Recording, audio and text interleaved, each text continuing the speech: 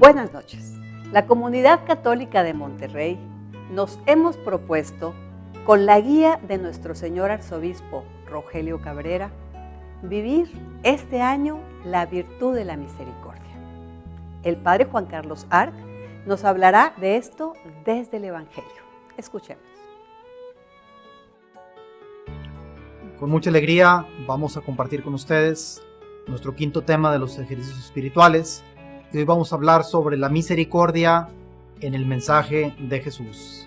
Cómo la vive Él, cómo enseña este tema de la misericordia que hemos venido reflexionando en este año en que el Papa Francisco nos ha pedido vivir un jubileo de la misericordia. Les invito a que nos dispongamos con una actitud de oración, de reflexión, que invoquemos cada quien en un momento de silencio el Espíritu Santo, para que esta reflexión que va a ser inspirada de la palabra de Dios nos ayude en nuestra propia vida, de manera personal, familiar y como iglesia. Les invito a que en un momento de silencio invoquemos al Espíritu Santo.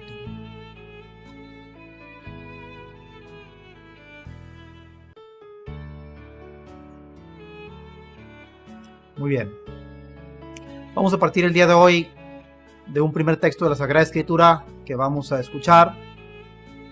Vamos a leer del Evangelio de San Lucas, del capítulo número 1, lo que conocemos como el Cántico de la Virgen María, el Magnificat.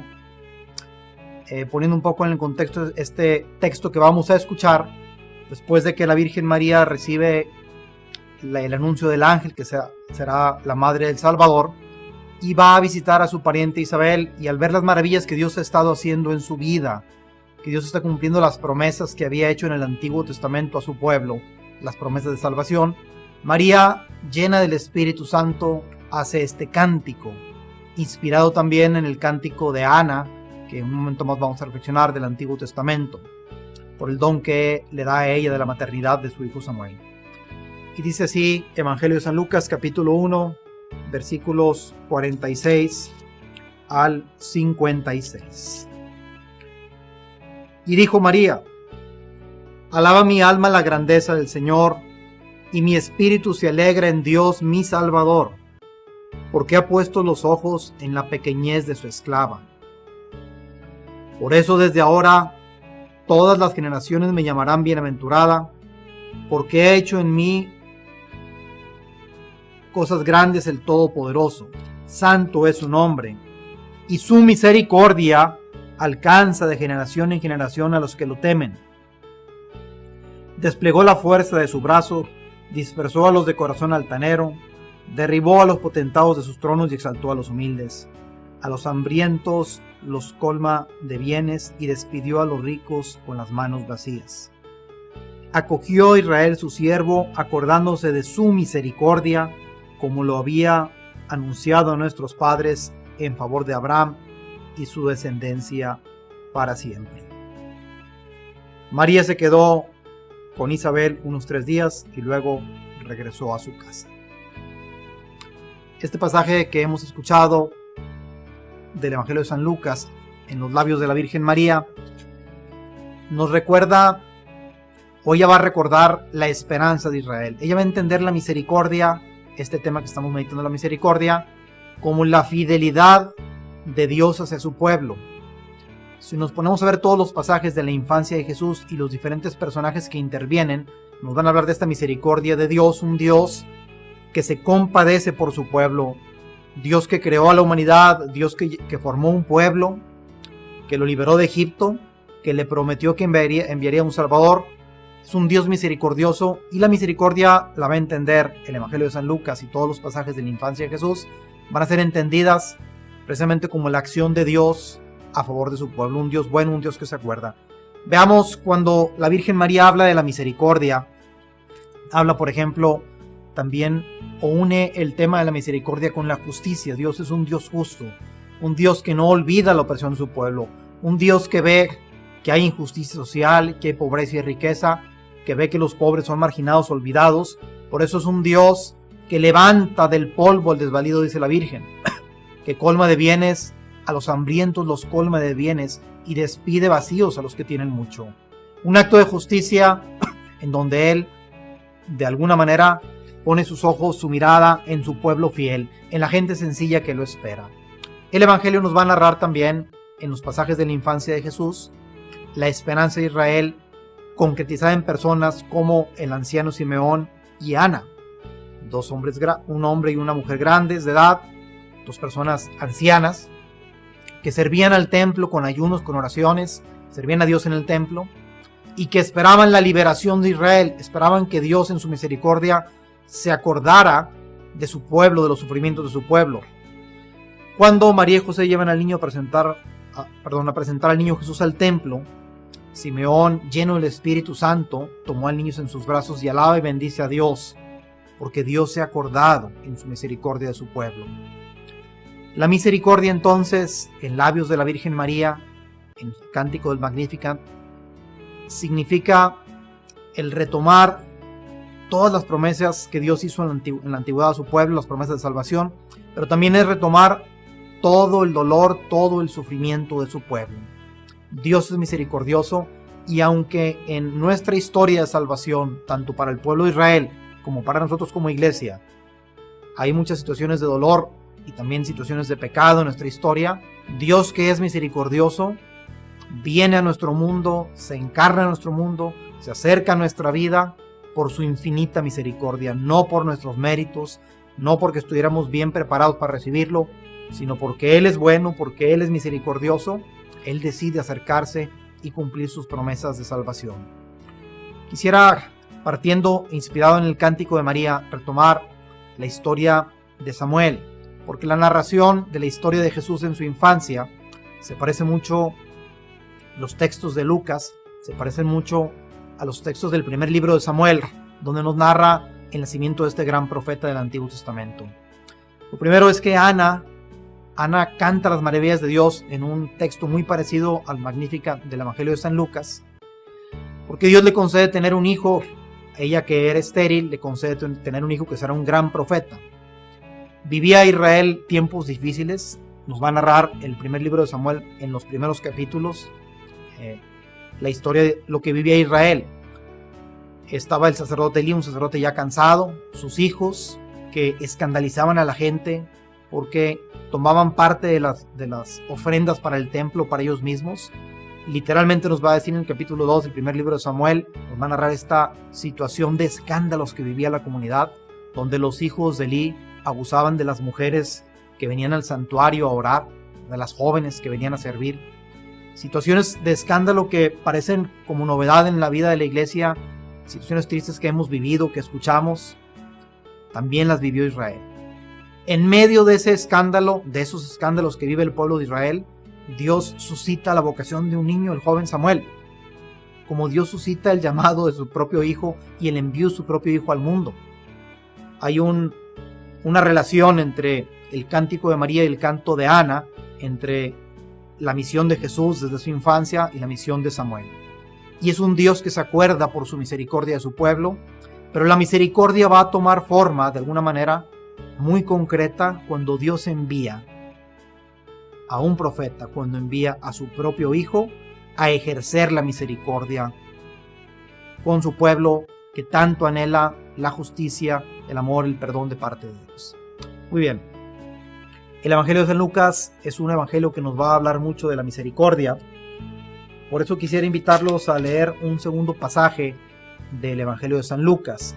Estamos hablando del capítulo 7 del Evangelio de San Lucas, versículos 18 en adelante. Muy bien, dice así el evangelista Lucas: los discípulos de Juan le llevaron estas noticias. Recordemos que Juan estaba encarcelado.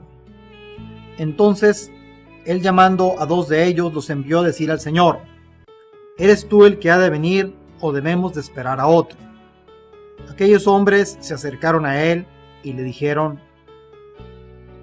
Juan el Bautista nos ha enviado a decirte: ¿eres tú el que ha de venir o tenemos que esperar a otro? En aquel tiempo Jesús curó a muchos de sus enfermedades y dolencias y de los malos espíritus, dio vista a muchos ciegos, y les respondió: vayan y cuenten a Juan lo que han visto y oído. Los ciegos ven, los cojos andan, los leprosos quedan limpios, los sordos oyen, los muertos resucitan y los pobres reciben la buena nueva. Y dichoso aquel que no se escandaliza de mí. En este bello pasaje vamos a escuchar cómo en la persona de Jesús, cuyo nacimiento, cuyo envío al mundo responde a las promesas que Dios había hecho en el Antiguo Testamento, que por su misericordia, por fidelidad a sus promesas y a su pueblo, envía al mundo. En este pasaje vamos a ver cómo Jesús encarna la misericordia. De hecho, Jesús es el rostro de la misericordia del Padre.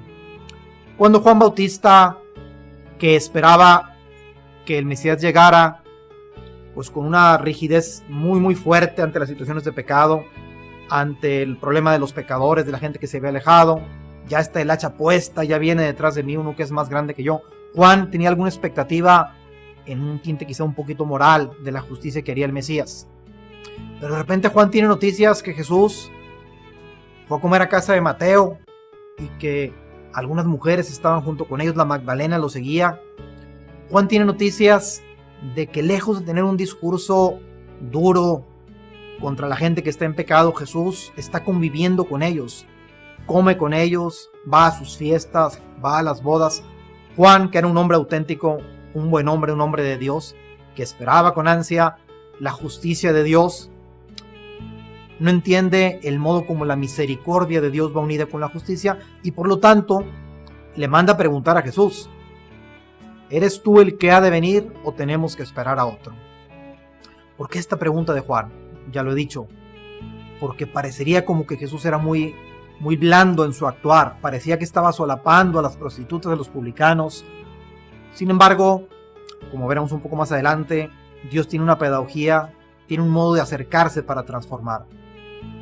Jesús, que responde a las interrogantes que le hacen los discípulos del Bautista, los discípulos también de los fariseos en otro momento: ¿por qué su maestro come con pecadores? No son los sanos, responde él, los que necesitan de médicos, sino los enfermos.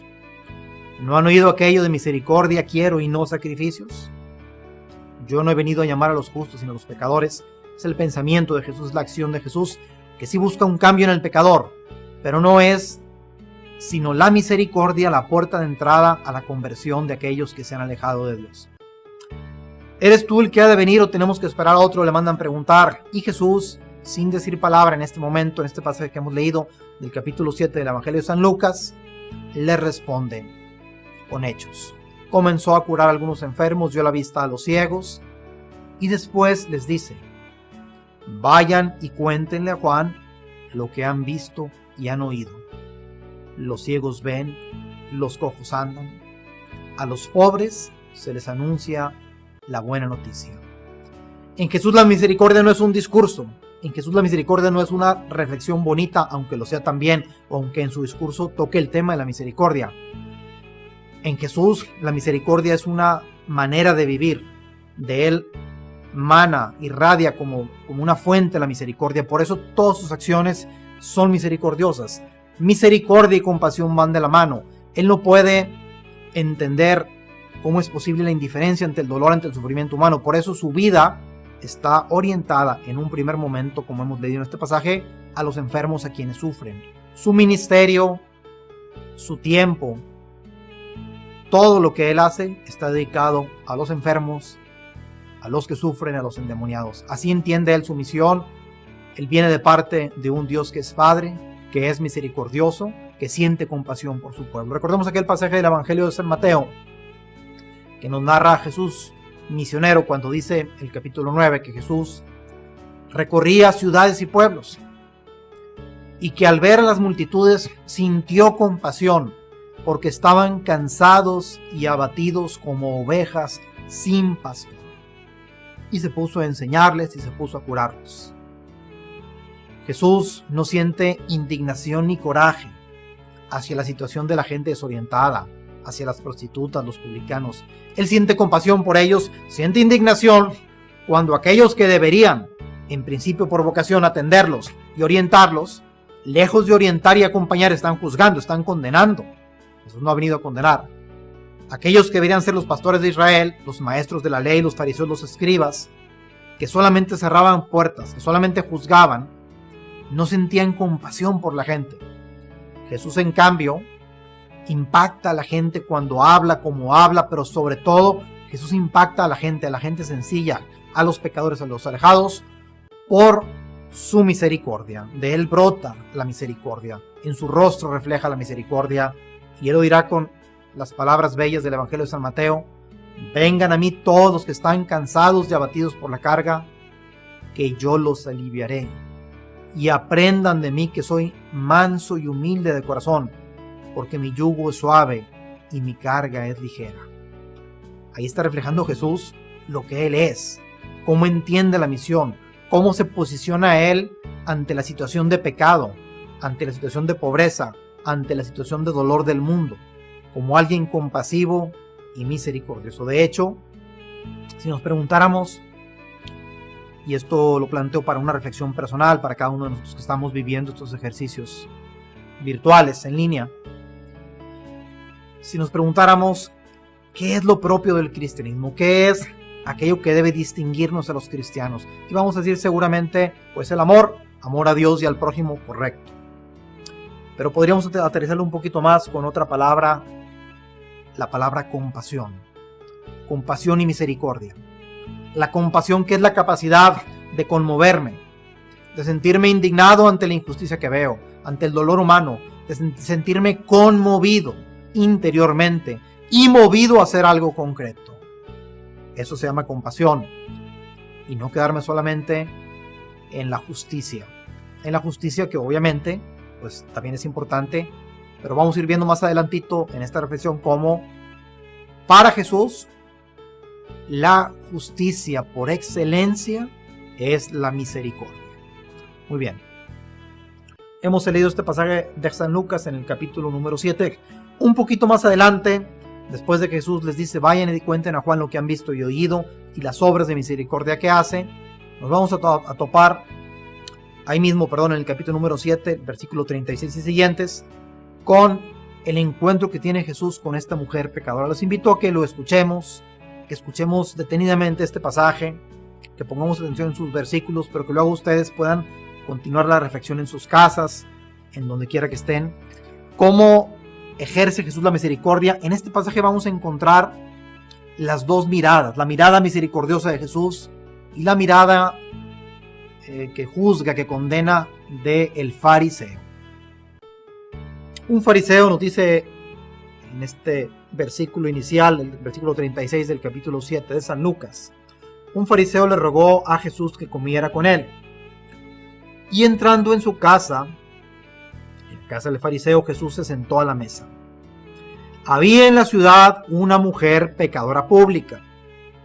Al enterarse de que estaba comiendo en casa del fariseo, llevó un frasco de alabastro de perfume y, poniéndose detrás a los pies de él, comenzó a llorar y con sus lágrimas le mojaba los pies y con los cabellos de su cabeza se los secaba. Besaba sus pies y los ungía con el perfume. Atención. Al verlo, el fariseo que le había invitado se decía para sí mismo: si este fuera profeta, sabría quién y qué clase de mujer es la que lo está tocando, pues es una pecadora. Jesús le respondió: Simón, tengo algo que decirte. Me detengo un poquito aquí. Antes de que Jesús le narre una parábola, podemos preguntarnos primero por qué esta mujer tiene el ánimo y la valentía de meterse a casa de este fariseo, que seguramente era mal vista y se brincó todas las trabas posibles. ¿Por qué tiene el ánimo de acercarse a Jesús? ¿Por qué tiene esa posibilidad? Porque seguramente había oído hablar a Jesús, porque seguramente lo había visto actuar a Jesús, porque Jesús es el rostro de la misericordia del Padre, y por eso sintió que podía hacerlo. Y aquí podríamos preguntar a nosotros, especialmente aquellos que nos decimos servidores de Dios, laicos, religiosas, presbíteros, aquellos que nos sentimos llamados y enviados a predicar la palabra de Dios, ¿qué tanto con nuestras actitudes, con nuestras miradas, bloqueamos el acceso a la gente? ¿Qué tanto facilitamos que la gente nos tenga confianza, que se nos acerque, a obtener misericordia, a obtener perdón, a obtener paz, a escuchar la palabra de Dios. Hay dos modelos, el modelo de Jesús, el modelo del fariseo. Dos modelos de servicio religioso. El fariseo cree que está en lo correcto, cree que es un servidor de Dios, cree que está haciendo el bien, cree que su celo religioso está realmente dando un servicio al mundo. Sin embargo, no se ha dado cuenta que solamente está bloqueando el acceso a la gracia. Jesús, que tampoco tiene nada en contra de los fariseos, por eso acepta la invitación, que también ha venido a salvar a los fariseos, le va a dar una lección hermosísima a Simón. Jesús le respondió a Simón: tengo algo que decirte. Él le dijo: dime. Un acreedor tenía dos deudores, uno le debía 500 denarios y el otro 50. Como no tenían con qué pagarle, los perdonó a los dos. ¿Quién de ellos lo amará más? Respondió Simón: supongo que aquel a quien le perdonó más. Él le dijo: has juzgado bien. Y volviéndose hacia la mujer, le dijo a Simón: ¿ves a esta mujer? Entré en tu casa y tú no me diste agua para lavarme los pies. Ella, en cambio, ha mojado mis pies con lágrimas y los ha secado con sus cabellos. No me diste el beso, como acostumbraban los judíos, un beso de bienvenida. Ella, desde que entró, no ha dejado de besarme los pies.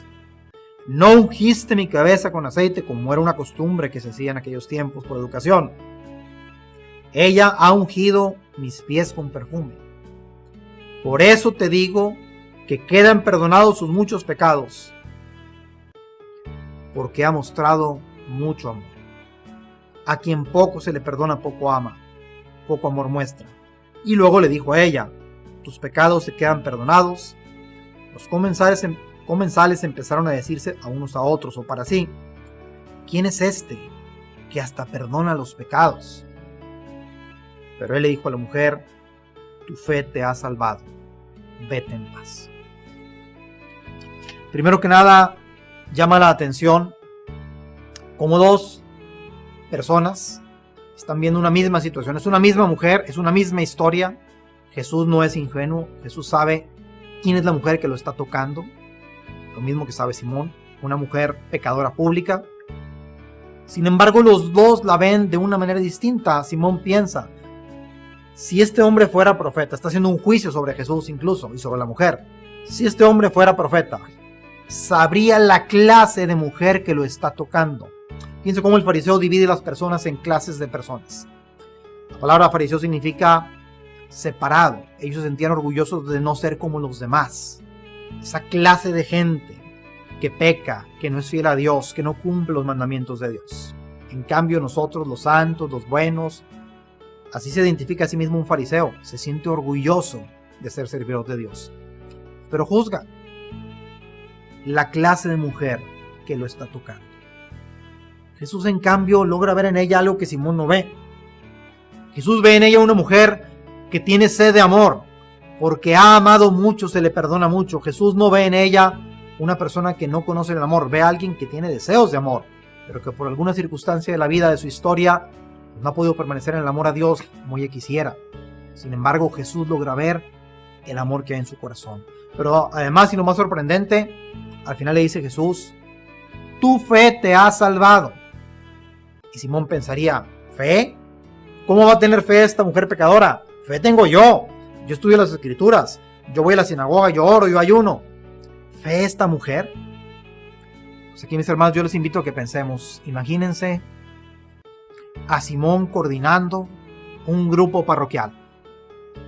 Imagínense a Simón el fariseo confesando a un pecador que tiene 30 años de no confesarse. Imagínense a Simón dirigiendo una parroquia. Ahora imagínense a Simón en femenino, si fuera la superiora de un convento, a la madre general. Simón así. Imagínense a Simón dando pláticas bautismales en las parroquias. Pues yo lo he visto muchas veces. Lo he visto muchas veces cuando escuchamos a un catequista decir: ahora sí, a ver si ya vienen a misa, ¿verdad? Nada más vienen porque van a bautizar, nada más cuando les conviene, pero hagan un compromiso, porque eso de venir nada más porque voy a bautizar. Y si analizamos esas palabras, se parecen mucho a las de Simón. Está diciendo: ustedes son una clase de personas que no merecen. En cambio, yo y nosotros, los de la iglesia, los que estamos en los grupos, fariseísmo puro. ¿Qué ganamos? Lo que ganamos es que la gente siga alejada como ha estado, se le quitan las ganas de venir a la iglesia con esos gestos, con esas palabras, con esa prepotencia, con esa actitud soberbia farisaica. Qué interesante, pero a veces no nos damos cuenta que Simón somos muchos de nosotros en la iglesia. Sacerdotes, religiosas, laicos, gente comprometida. En cambio, si el catequista de pláticas prebautismales reflejara el rostro de Jesús, si pensara como Jesús, si sintiera como Jesús, si en lugar de juzgar tuviera compasión, si en lugar de juzgar a la gente que viene a las pláticas los viera sus rostros, viera aquel que trae un tatuaje, viera aquella persona que está embarazada y que seguramente no está casada y que a lo mejor sabrá Dios su historia, y en lugar de juzgarlo sintiera compasión y se preguntara de dónde vienen, por qué están así, por qué han sufrido, pero que valorara el hecho que aún en su alejamiento, aunque sea por el bautismo de sus niños, y digo aunque sea porque pues es una cosa muy hermosa, muy grande, pero que por eso se acerca, y aunque no entiendan mucho de qué trata el bautismo, pero si lográramos ver que ellos es gente que tiene sed de amor, si sintiéramos compasión, nuestra mirada sería diferente. Si pudiéramos ver, y es lo más difícil de todo, que en esa gente a la que llamamos alejada, pecadora, también hay fe, como Jesús podía ver la fe de los pecadores, la fe de las mujeres pecadoras públicas. ¿Cómo van a tener fe? ¿Cómo es posible? Pues tienen fe. La fe está desorientada, por eso Jesús siente compasión cuando recorre los pueblos y ciudades, porque hay mucha gente en pecado, sí, pero siente compasión porque es gente desorientada, que se le ha ofrecido un rostro de Dios que no es el Dios verdadero. Así se han cambiado. La gente que actúa sin misericordia, sin compasión, y que habla de Dios y que enseña el camino de Dios, o los que actuamos de esa manera, pues estamos falsificando el rostro de Dios. ¿Y a quién le dan ganas de seguir a un Dios así? Que no es compasivo, que solamente juzga y condena, que no tiene compasión por la historia de cada persona, por su situación personal. Jesús, en cambio, que es el rostro de la misericordia del Padre, ve a esta mujer de otra manera. Por eso la puede salvar, por eso la puede perdonar. Si nos pusiéramos a analizar cada una de las acciones de Jesús, recuerdo aquel otro pasaje, por ejemplo, de Zaqueo, aquel hombre publicano que era pecador, que simplemente tenía curiosidad de conocer a Jesús, no tenía el deseo de convertirse, no había hecho promesas a lo mejor, pero cuando Jesús llega a Jericó, Zaqueo sabe que Jesús va a pasar por ahí, como era chaparrito, se subió a un árbol. Nos narra el Evangelio de Lucas esta historia tan bella. Jesús pasa por ahí, y cuando ve a Zaqueo, Jesús puede ver la fe de aquel hombre. Era un publicano. La gente no quería a los publicanos porque eran corruptos, porque trabajaban para el gobierno, porque quitaban impuestos, por lo que tú quieras. Tenían mala fama los publicanos, se daban unos banquetazos mientras la gente pues, le quitaban su dinero con impuestos injustos, en fin. Era un publicano, sí, pero Jesús no ve al publicano. Jesús ve a un hombre que está en pecado, es cierto, pero ve su sed de Dios, ve su deseo de conocerlo, lo ve subido en un árbol. Y sorprende Jesús a la gente que se acercó, a los que se creían justos, cuando le dice: Zaqueo, bájate, porque esta noche me voy a hospedar en tu casa. Y se escandaliza la gente. ¿Cómo va a hospedarse en casa de un pecador? ¿Cómo es posible? Lo va a solapar, le va a dar por su lado, por eso luego la gente no cambia, porque Jesús es muy blando. No, no es eso. Sabemos la historia. Jesús no le dijo nada, no lo regañó, no le llamó la atención, no lo condicionó, no le dijo: Zaqueo, mira, bájate. Si tú me prometes que vas a cambiar, y si tú resultas ser el mejor israelita de hoy, y si dejas de ser publicano, yo voy y purifico tu casa con mi presencia. Esa no es la mentalidad de Jesús. Jesús simplemente sintió compasión, misericordia, lo miró con misericordia, pudo ver el corazón de Zaqueo, sabía que había detrás de aquel publicano había un hombre bueno. Y cuando Zaqueo se siente valorado, aceptado, querido, cuando encuentra el amor misericordioso de Dios en el rostro de Jesús, Zaqueo solito dijo: Señor, voy a darle la mitad de mis bienes a los pobres, y al que le he defraudado voy a devolverle 4 veces lo que le quité. Y Jesús le dijo: hoy ha llegado la salvación a esta casa. Esa es la salvación por la que María proclama la misericordia de Dios en el canto del Magnificat. Un Dios que es justo, sí, pero la justicia para Dios es misericordia, es justo.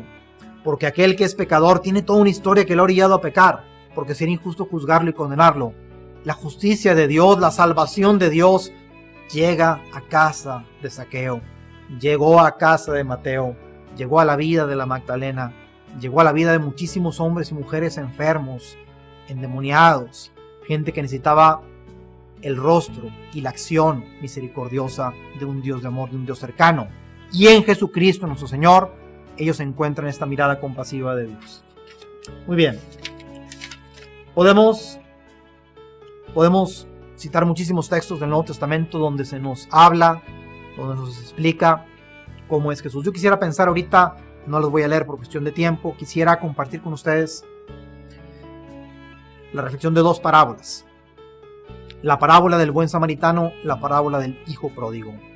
Parábolas muy conocidas que a nivel mundial son reconocidas hasta por los que no son cristianos, los que no leen la Sagrada Escritura. Todo el mundo sabe lo que significa la palabra buen samaritano. Todo el mundo cuando escucha la palabra hijo pródigo hablamos un mismo lenguaje. Dos parábolas que han impactado en la mentalidad y el corazón de muchísimas personas, porque cuando Jesús narra una parábola, de manera especial las parábolas de la misericordia, que nos narra Lucas en el capítulo 15, nos está narrando el modo de ser de Dios, el modo de pensar de Dios, el modo con el que Dios quiere relacionarse contigo y conmigo. Un Dios que es misericordia. Sin detenernos mucho, recordemos la parábola del hijo pródigo, cuando aquel muchacho le pide a su papá la parte de la herencia que le toca. ¿Qué le está diciendo? Cuando le pide la herencia a un hijo, a un padre que está vivo, pues le estaría diciendo: papá, ojalá te hubieras muerto, pero como todavía estás vivo, a mí no me interesa ser tu hijo, dame lo que me toca. ¿Qué pensaríamos nosotros ante un hijo así? Bueno, pues el padre le da la parte de la herencia. Dios, que es un Dios de amor, también es un Dios que nos dio la libertad. El hijo decide irse, el padre le permite irse, pero el hijo, aunque se va y aunque vive de manera disoluta, vive en pecado, el hijo conoce el corazón misericordioso de su padre. Por eso en el momento en que él toca fondo, que se le acaba el dinero, se le acaban los amigos, cuando él ya no tiene opción, ya no tiene comida, ya no tiene dónde ir, entró en sí mismo y dijo: volveré a casa de mi padre y le diré: Padre, he pecado contra el cielo y contra ti, ya no merezco llamarme hijo tuyo, ya no merezco llamarme hijo tuyo, trátame como a uno de tus sirvientes, como a uno de tus trabajadores. Es el sentimiento de mucha gente que ha pecado, que se ha alejado de Dios, se siente indigna, se siente que no merece. Si nosotros, lejos de actuar con misericordia, actuamos farisaicamente, entonces, si fuéramos el papá del hijo pródigo nosotros, si el papá del hijo pródigo pensara como nosotros, le diríamos: muy bien, hijo, ahora sí regresaste, ¿verdad? Ahora sí, arrieros somos y en el camino andamos, ¿verdad? Yo voy a hacer que te iba mal, pues ahora vas a estar aquí, pero ahora... Y le hubiéramos leído la cartilla de todo lo que hizo mal, desahogándonos, diciéndole nuestra frustración, todo el coraje que nos dio, sentir que nos sentimos como decepcionados, porque nuestro corazón no es misericordioso, porque nuestro amor no es un amor gratuito y desinteresado como el del Padre Dios, que hace salir el sol sobre buenos y malos y llover sobre justos y pecadores. Así entiende Dios la misericordia en un pasaje, en el pasaje de San Mateo, en el capítulo 6, no lo leo también, pero lo narro. Cuando Jesús está hablando de la compasión y la misericordia que nos pide para nosotros ser también compasivos y misericordiosos, dice que seamos compasivos. No dice que ganan con amar a los que los aman. Eso no tiene ningún mérito. Con hacer el bien a los que les hacen el bien. Yo les digo, en cambio, amen a sus enemigos, hagan el bien a los que les hacen el mal, sean misericordiosos, perdonen. Nos empieza Jesús a narrar todo lo que tenemos que hacer para tener un corazón compasivo y misericordioso. Y dice: y así serán hijos de su Padre Celestial. Si tenemos un corazón como el del Padre, porque dice: porque Él hace salir el sol sobre buenos y malos y llover sobre justos y pecadores. El padre de la parábola del hijo pródigo, sus bienes son para sus hijos, el malo y el bueno. Él trata con misericordia al hijo malo que se aleja, sí, pero no lo está maleducando. Él ha regado, ha tomado conciencia de su pecado. Pero la misericordia con la que es tratado es el camino para que él pueda sanar verdaderamente. Yo soy testigo en el tiempo que tengo como sacerdote, soy testigo en mi propia historia personal, en mi propia familia, que cuando una persona experimenta la misericordia, que cuando una persona se siente amada, se siente valorada, se siente respetada, a pesar de su historia, de sus pecados, de sus errores, cuando la persona logra ver en el otro no una mirada de juicio y de condena, sino de compasión, y en un acto misericordioso le da su perdón aunque sea inmerecido, le apoya aunque no se lo merezca, ese es un acto de justicia divina, no humana. Cuando es tratado con misericordia, como Jesús nos enseñó a ser misericordiosos, algo sucede en aquel corazón, lo que pienso que ninguna terapia lograría hacer tan profundamente y tan rápidamente, lo puede hacer la caridad, el amor y la misericordia cuando es vivida plenamente. Repito, una mirada misericordiosa, un trato misericordioso puede cambiar muchísimo más un corazón que una palabra de juicio y de condena. Esto no significa que no seamos estrictos, esto no significa que no aspiremos a hacer bien las cosas, llamar la atención. En Jesús la misericordia no está peleada con la justicia. La misericordia es la máxima expresión de la justicia de Dios. Dios nos justifica en su Hijo Jesucristo, que por nosotros murió en la cruz, derramó su sangre por nosotros. Dios, que es misericordioso, y precisamente en una de las parábolas de la misericordia muy bellas, que la encontramos en el capítulo 24 del Evangelio de San Mateo, aquel famoso pasaje del juicio final, que nos dice que al final el Señor dirá: vengan benditos de mi Padre, porque tuve hambre y me dieron de comer, tuve sed y me dieron de beber, estuve desnudo y me vistieron, enfermo, encarcelado, me visitaron, etcétera, etcétera. Y entonces le dirán los justos: Señor, pero ¿cuándo te vimos hambriento y te dimos de comer, sediento te dimos de beber, etcétera? Y que Jesús les dirá: cuando lo hicieron con el más pequeño de mis hermanos, conmigo lo hicieron. Bueno, en esa misma parábola, tan bella, tan hermosa, donde Jesús se identifica con el que sufre, con el que está encarcelado, con el que tiene hambre, con el que tiene una necesidad moral o espiritual o física.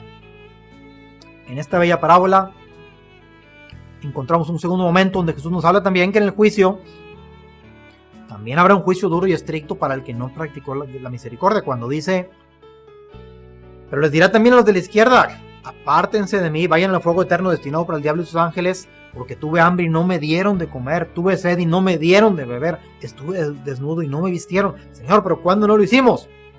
Cuando no lo hiciste con el más insignificante, mis hermanos.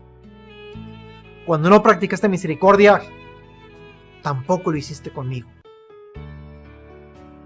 Pudiéramos caer en un error de pensar que la misericordia es ser pasalón, que Dios es un Dios pasalón, bonachón. El amor profundo, misericordioso de Dios no está peleado con la justicia y de hecho exige justicia. Quisiera concluir recordándoles aquella parábola también tan bella del capítulo 18 del Evangelio de San Mateo. La parábola donde nos narra que a un rey le llevaron a uno de sus súbditos que le debía muchísimo, tenía una deuda enorme con él, y entonces lo manda a encarcelar y dice: no vas a salir de ahí con todo y tu familia, como se acostumbraba en la antigüedad. No tenía que hipotecar, tenía una deuda enorme, pues hipotecaron a la familia. En aquellos tiempos había esclavitud, es una parábola, recordemos, nos narra algo que sucedía en aquellos tiempos, es un cuento. Y pues él le pide al rey que tenga compasión, se arrodilló y le pide: ten paciencia conmigo y te lo pagaré todo. El rey sintió compasión de él, vio que tenía hijos, que tenía familia, y no solo lo normal es que le había dicho: bueno, te doy chance, no te encarcelo, ve y trabaja y págame. Le perdonó no estar encarcelado, pero dice el Evangelio de San Mateo que además le perdonó la deuda, sintió compasión, y aquel que no merecía ser perdonado le dio el perdón absoluto y total del castigo merecido y de la deuda que tenía con su rey. Pero ¿qué sucede? Narra la parábola que cuando él sale se encontró otro en el camino, un compañero que le debía poco dinero. Dice el Evangelio de Lucas que casi lo estrangula y lo llevó con el juez y lo demandó, lo denunció, lo metió a la cárcel hasta que no le pagara el último centavo. Pero los amigos de esta persona se indignaron y fueron a contarle al rey lo sucedido, y cuando el rey se entera de lo sucedido, lo manda a llamar y le dice: oye, pues si yo te perdoné toda la deuda, ¿no debías haber tú tenido compasión al que te debía poco dinero y manda encarcelarlo. Dice, no lo suelten hasta que no pague el último centavo. Y unas palabras durísimas del Evangelio, pero no podemos ocultar, son palabras del Evangelio. Jesús, que nos enseña la misericordia, Jesús, que es el rostro de la misericordia del Padre, dice muy duramente en este pasaje, lo mismo hará mi Padre con ustedes si cada cual no perdona de corazón a su hermano. Y esto lo dice respondiendo a Pedro, que le había preguntado, Señor, ¿cuántas veces debo perdonar a mi hermano? ¿Hasta 7 veces? No solo hasta 7, Pedro, sino hasta 70 veces 7. Bueno, la misericordia de Dios es algo bellísimo. Dios es un Dios de misericordia. Dios nos ofrece misericordia. Dios perdona todos nuestros pecados. En su Hijo Jesucristo nos ha mostrado la misericordia cuando Él ofreció su vida en salvación por nosotros. Cuando Él en la cruz le dijo al Padre, lo dijo por ti, lo dijo por mí, Padre, perdónalos porque no saben lo que hacen. Pero Dios necesita también de tu libertad. Dios necesita que tú con tu fe y con tus obras concretas asumas el amor misericordioso de Dios, reconozcas que no es por tus méritos, sino por los méritos de Cristo Jesús, que murió por ti y por mí, y que siendo indignos y pecadores, Él murió por nosotros cuando aún éramos pecadores, como dirá la Sagrada Escritura. Reconozcas que tienes necesidad de salvación, que tú solo no lo puedes hacer. El orgullo y la soberbia farisaica nos hacen pensar que por nuestros méritos merecemos la salvación. Necesitamos reconocer nuestro pecado, pedir misericordia y lo obtendremos gratuitamente, porque la salvación es un don de Dios para todo aquel que crea. Pero también la fe tiene que traducirse en obras, y Dios lo que nos pide es que la misericordia que Él ha tenido para con nosotros, para contigo, para conmigo, nosotros la vivamos para con los demás. Y si yo soy pecador, y si yo no puedo aventar la primera piedra porque yo no estoy libre de pecado, ¿por qué juzgo? ¿Por qué condeno a mi hermano? ¿Por qué no soy capaz de ser misericordioso? ¿Por qué no me compadezco ante el otro? Que el Señor nos conceda en este tiempo de Cuaresma, en este año de la misericordia, abrirnos primero que nada nosotros mismos a experimentar la misericordia divina, a renunciar a la actitud farisaica, soberbia, que juzgamos y condenamos a los demás y que nos hace sentirnos justos nosotros ante otros. Que nos conceda también como iglesia abrir las puertas de la misericordia a todos los hermanos y hermanas que están en situación de pecado. Que no sea una palabra o un gesto de juicio nuestro encuentro con ellos, sino un gesto de misericordia. Porque, como dijo Jesús, con la misma medida con que nosotros midamos, seremos medidos. Y dice también en el Evangelio de San Mateo, en las bienaventuranzas, bienaventurados los misericordiosos, los que practican la misericordia, porque obtendrán misericordia. Dios los bendiga y que el Espíritu Santo llene sus corazones, que nos conceda a todos una verdadera conversión de corazón, de mente y de toda nuestra vida. Dios los bendiga.